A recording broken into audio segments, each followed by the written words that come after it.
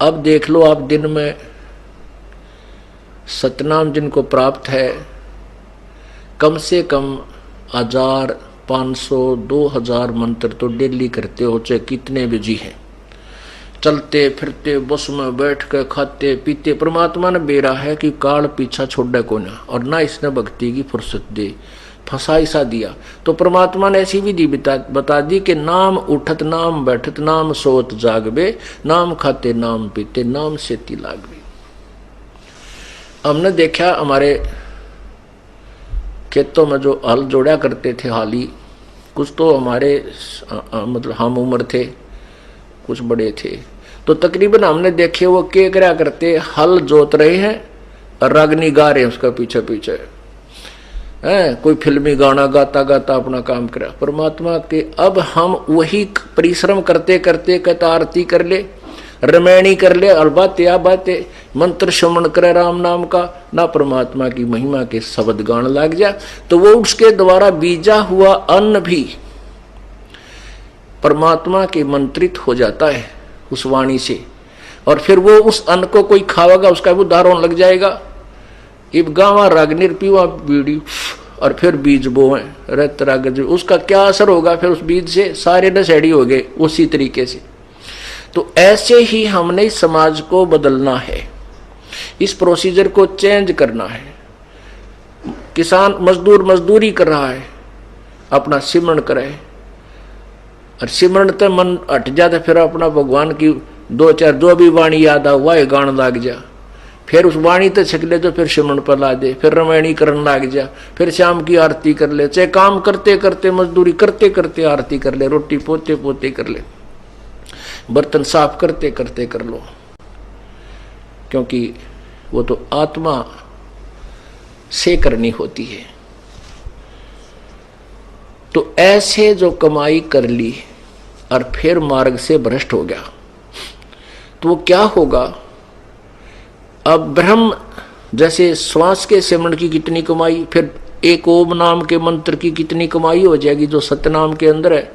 तो उस ओम नाम की कमाई जो जिसकी अत्यधिक है और रह गया यहीं काल के जाल में, तो काल उनको सिलेक्ट कर लेता है। उनको इसने एक ब्रह्मांड में नकली कंस्ट्रक्शन करवा रखी है, नकली सतलोक, नकली अलखलोक, नकली अगम और नकली अनामी लोक, उनमें रखता है। ये बोली बूझ वाने समझाओ आगे सतलोक, और फिर उन्हीं में से सिलेक्ट करके ब्रह्मा विष्णु महेश की पदवी पर रख लेता है। और जो दूसरे मंत्र का है उसी के आधार वो कमाई फिर उनको वो तो ब्रह्मलोक में खत्म करवा दी ओम आड़ी तय, और फिर उसको उस जो दूसरा मंत्र है जो हमने आगे चलकर ऋण देना था उस पर ब्रह्म के लोक से पार करने के लिए, उस सतनाम के दूसरे मंत्र की कमाई से ब्रह्मा विष्णु महेश और ऊंचे ऊंचे धर्मराज आदि की पदवी दे देता है। कमाई इन की वह जो कबीर परमात्मा की शरण में किसी समय की हुई होती है, वही फिर कोई ऋषि बन जाता है, कोई देवता बन जाता है, वो होती तो उनकी पिछली कमाई है भक्ति की, लेकिन उस समय जो वो डरेड होते हैं उससे केवल सिद्धियां आ जाती हैं। जो तप करते हैं और किसी मंत्र का जाप करके वो सिद्धियां प्राप्त करते हैं, मोक्ष की कमाई नहीं होती उनकी। तो इस प्रकार ये काल का भयंकर जाल है। तो कहने का भाव ये है कि आप ये नहीं कि नाम ले लिया और सार नाम ले लिया और पार हो गए, नहीं, अब तो आप भगत बने हो। अंतिम श्वास तक प्रभु के चरणों में गिरे रहना पड़ेगा, पड़ा रहना होगा। कहते हैं पाकी खेती देख कर गर्भियो मत किसाने, अब हु झोले बहुत हैं घर आले तब जाने। कहते हैं फसल पक रही है जैसी वर्तमान में, और कहते किसान को कहता अब अभिमान मत करना, अब इतना बेरा कितनी गर्द फर्द शेष रहती हैं, कोई ओले पड़ जा, आंधी आ जा, वर्षा घनी हो जा। कहते तेरे घर आले जब अपनी मानिए अभी तेरी नहीं है। ऐसे ही कहते तूने सोचा मैंने सार नाम मिल गया, मैं भक्ति कर रहा हूं, कहते अभिमान मत कर लेना, अभी तक काल के बहुत ज्यादा जोके शेष हैं, सतलोक पहुंच ले, जब पीछा छूटा मानिए, ये तब तक मालिक के चरणों में पड़ा गिरा ही रहना।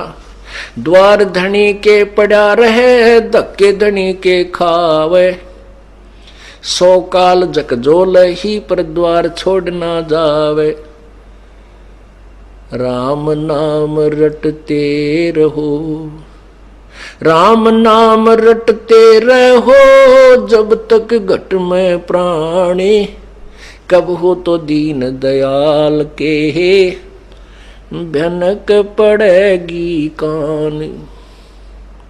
के अंतिम श्वास तक नाम जपता रहे, और कदे तो दीन दयाल के भनक पड़ेगी कान। और जब वो प्रसन्न होगा, 1 सेकंड में आपको सतलोक बैठा देगा। 1 सेकंड के अंदर ऊपर पाओगे तुम, काल में पता भी ना चला कौन से रास्ते गया। ये उनके लिए व्यवस्था होगी जो अंतिम श्वास तक परमेश्वर की शरण में इस दास के माध्यम से लगे रहेंगे। गीता जी अध्याय नंबर 8 के श्लोक 13 में स्पष्ट किया है कि ओम इति एक अक्षरम, ओम इति एक अक्षरम, माम व्यवहारन ब्रह्म अनुसमरण, माम ब्रह्म, मुझ ब्रह्म का तो ये एक ओम मंत्र है,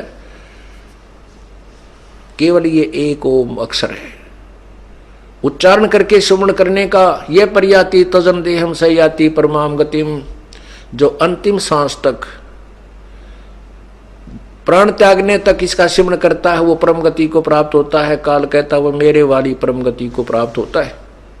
यही परमात्मा कहते हैं द्वार धरणी के पड़ा रहे। गीता जी अध्याय नंबर 8 के श्लोक नंबर 7 और 5 में गीता ज्ञानदाता कहता है कि मेरी भक्ति कर तो मेरी शरण में रहेगा, ये नियम है।